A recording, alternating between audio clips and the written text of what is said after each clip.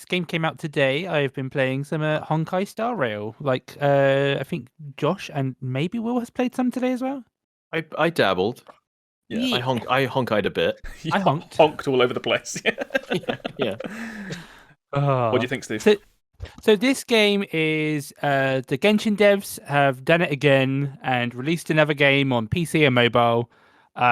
This time it's basically Genshin 2.0, except for this time instead of being like a Breath of the Wild clone, it's more like a Breath of the Wild meets Final Fantasy clone. It's a JRPG. Or like, it's JRPG. It's just a straight up JRPG. Yeah.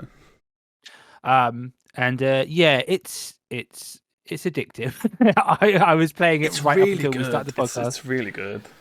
Yeah, the combat in this game is very simple. So characters have basically a basic attack, one skill, and then an ultimate. And the ultimate you can use whenever it's charged up, and the skill you've got like 5 skill points that use your basic attacks to charge a skill point into your pool of skills for your team. And then you can use the skill points whenever you want, like on the one character's skill. And they have a passive trait as well, I believe. But yeah, it's very good. It's like Genshin. It is a gacha game. So there are many cool looking characters, and I think everyone's got a favorite. And I've in my Discord, people have been posting their pools. And it's, it's very good. It's kind of scratching the itch because I've been playing Breath of the Wild as well, and it's kind of scratching the itch of that again, where it's just like, oh, you just mindlessly go around and explore. Like, I've barely done any of the story. Yeah. I just literally go around looking around the world to open up chests and find like lore bits. Not that I read them at all. Yeah, I've got tons of lore books. And yeah, I kind of thought like I'll collect a few and then I'll start reading them. And now I've got so many. I'm like, I'm not going to read any of this. Yeah, it's kind of the same in Genshin. I think it just front loads you with all these. I think like I almost took a screenshot because it's like the first line of the game is like 8 or 9 like high level sci-fi / fantasy concepts that they just don't explain. They're just like, what about blah blah blah and blah blah blah, and I'm like, what are you fucking talking about? I've seen some people online say like, I don't get kind of what they're saying. Is this like a Honkai 3 thing? And then people being like, oh yeah, I put like thousands of dollars into Honkai 3. I have no clue what's going on. Yeah, it's the concepts. It goes deep in the story very quickly. And I'm at the point now where I'm like, I don't care about the story. Just let me skip all the dialogue. I kind of like it. It doesn't have enough that you know exactly where it's going. So I'm kind of like, where's this kind of go? It's a bit weird. It's like, what is it? Your character is just like some weird. Are you real? Are you AI or something? I'm not too sure, but like you're created and you're an AI generated NFT here to save the world. Yeah.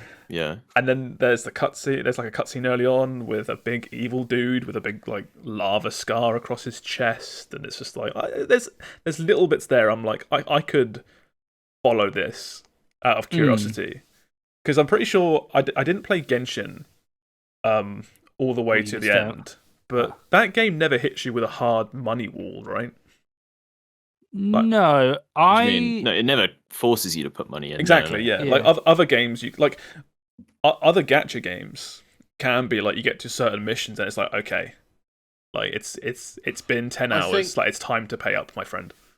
I don't think Genshin hit you with a wall so much as like you had to pay, but like it kind of did in the sense that like you really struggle. It's the classic gacha thing of it's all easy go. It's an on ramp that gets ever steeper the further you go. Yeah, I always tell people, I've told this about Genshin, and I assume it's going to be similar for this game as well, is you can play this game in one of 2 ways, or like Genshin as well, in one of 2 ways. You can either play it where you just literally go up, boot up the story, play the story, do the fun exploration. Like for Genshin, it was Breath of the Wild. You just like go get chests, explore the world, do stuff. Play it for the story. Once you get to that cap where it's like, you've done with the story and it's like, wait for the next patch, put it down, come back in like a year or so and play it again. Or you can do the thing where you probably do need to pay, which is when you get to the end game, where you have to log on every day for the daily grinds. You have to do the world bosses every day. You have to do the dungeons every day. You have to use your energy completely to get like the upgrade points to ascend or whatever. That's where I think it gets a bit crazy, and you probably need to like consider spending. The people that are playing every day like that are already spending. Let's not like Yeah. you can't differentiate that. I think the people that pay are the ones that are playing every day. You can probably, if you're smart with it, like, because I know my brother plays some mobile card games, and he never spends in these games because he plays them daily, and then he also is very, very smart with his free currency. Like, he won't waste it on any booster packs that aren't what he wants. He saves it for the stuff that he wants and needs. So you can probably get away with it if you're going to go for like the hardcore end game. But for the most part, honestly, just play this game like a casual, like Breath of the Wild clone, or this one like a JRPG, and just have fun with it. Honestly. I'm just gonna play it like a JRPG, I think, and tap out either when I finish it, like over a long period of time, or if I just get bored, I'll be like, okay, I'm done now. I do like I think the combat is quite cool. It's a little bit deeper than you described like the overall combat earlier, but it goes a little bit deeper. You have like there's elemental statuses and enemies. There's 7 elements. Enemies above their health bar will have a break bar, which as you do specific weaknesses to them, that bar will deplete, and then when that depletes, they take an additional effect and they get stunned, and there's a whole thing about like breaking certain enemies, and I quite like that. It feels like it's not as deep, but it feels kind of Persona-ish. I was going to say, I was really disappointed. There was no all-out attack when you broke all of the enemies. It feels like it should be there, doesn't it? There should be some. Yeah, you do it, and everyone's like, all the enemies are like stunned and looking sorry for themselves, and then nothing happens, and I was like, oh. Yeah, but there is something there where I feel like early on in the game where I am now, it's not that bad.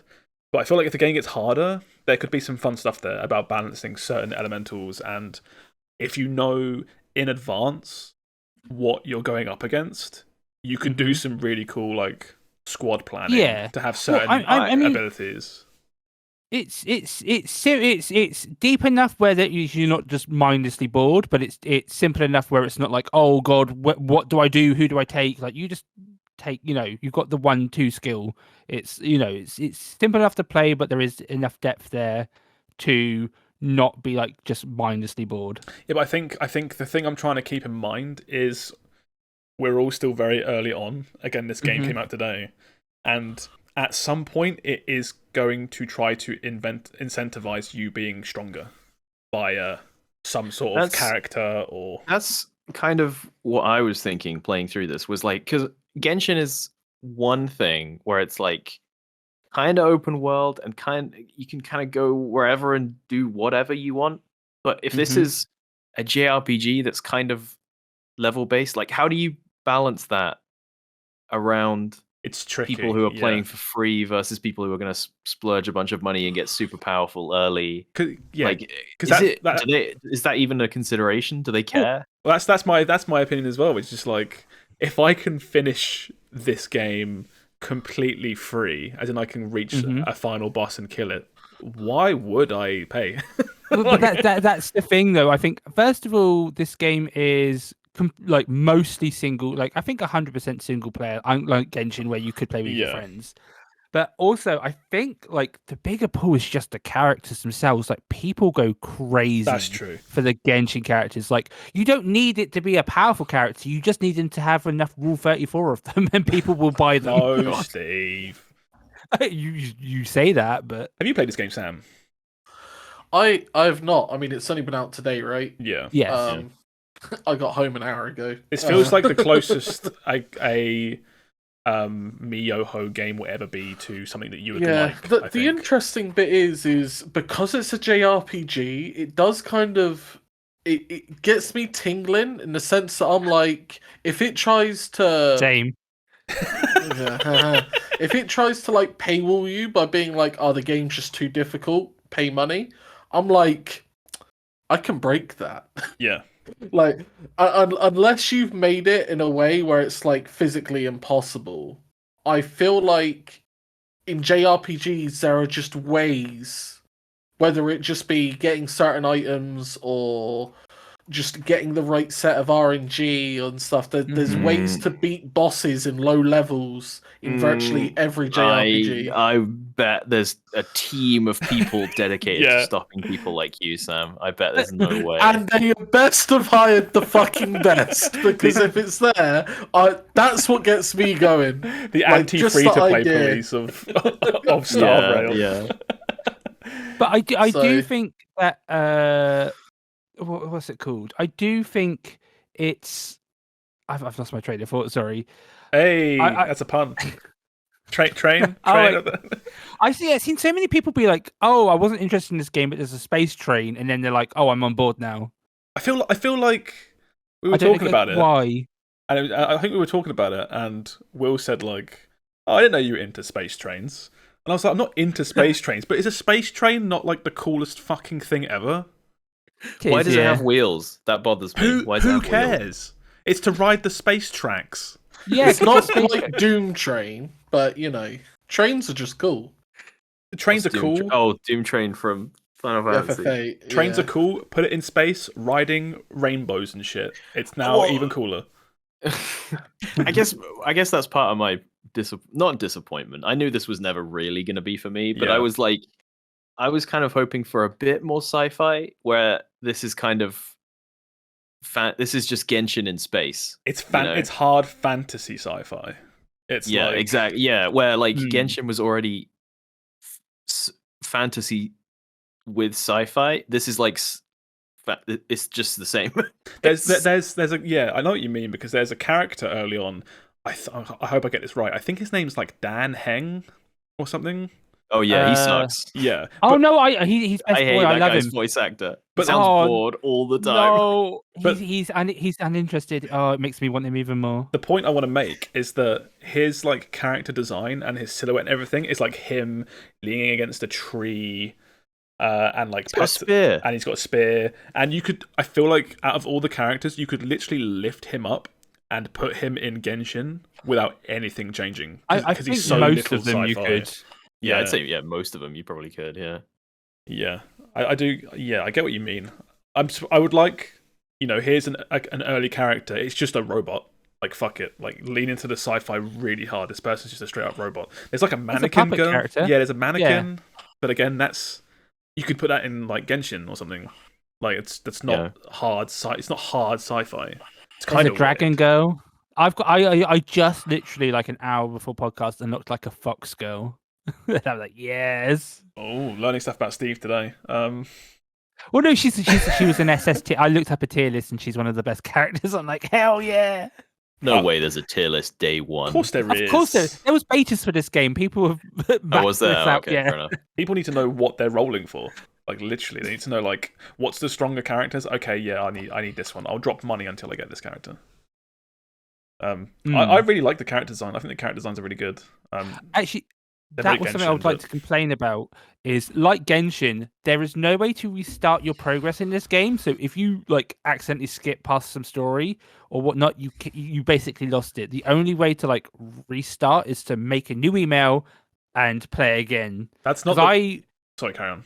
Yeah, but because I was gonna stream, it was a pain to pick up for stream. But the annoying thing was I wanted to turn the volume down because it starts off very loud. So I had to play part of the game to get to the options menu to turn it down and to like make it streamable because it wasn't at the start. And then it was like, oh, I've skipped the initial cutscene now, so I had to go watch it in a Let's Play just to see that. That was annoying. Well, the problem that you're describing is a big problem for the people that play this game, but not for the reason that you're stating. There's a thing in gacha games called rerolling, baby. Which this game, I've seen it online, I've read some stuff. This game Same with Genshin. Yeah, this game is rerolling hell to the point where people say just don't do it. So rerolling is when you start any gacha game, they tend to give you maybe like a handful of pulls. Free pulls. Yeah, give you 10 or 20 free pulls. So what people do is you play the game up to that point, get your free pulls. If you don't get what you want, you start again until you get what you want. This game, I think there is a guide on how to do it, but you have to like reset your whole account. And if you have a Genshin account tied to it, you just can't do it because it gets rid of your Genshin account. And even after all that, it takes like 40 minutes of playing. Well, Laura ain't playing this game. No, I've seen some games I've played and I've seen Laura play. Certain games, when you get to their first pull, you do the 10 pull and it has a button where it's like, just do it again. Like, we know you're going to re-roll anyway. Just roll this roll until you get what you want.